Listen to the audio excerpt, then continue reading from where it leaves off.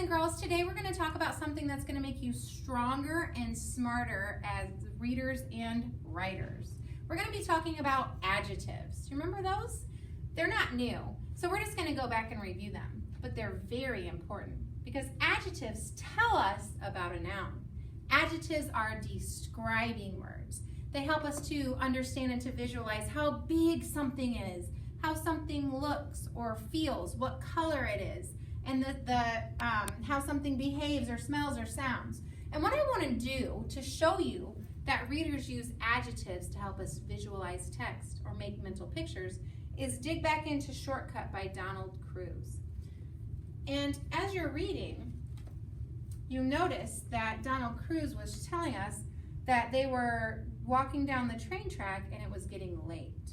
And when it was getting late, he could have just told us that it was turning nighttime, but he didn't. He used an adjective. He used a describing word to describe how it looked outside.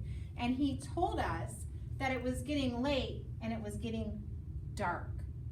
Dark is an adjective because it describes how it looks outside. How does it look outside? Dark. So we also see when the train's coming. The author could have chose just to say, the train is coming, but he didn't. He said, the train is getting louder. So he chose to use a describing word so that I can picture that as I'm reading, so I can make a mental picture and visualize that train coming towards me and getting louder. He said, the train whistle was much louder. He could have said, the train is coming, but that doesn't help me understand the text. That doesn't help me make a good mental picture and visualize what's happening in the story. And then when the kids were trying to get away from the train and they jumped off the track, they were on a slope. A slope is kind of like a hill. Donald Cruz could have just said, we went to the hill, but he didn't.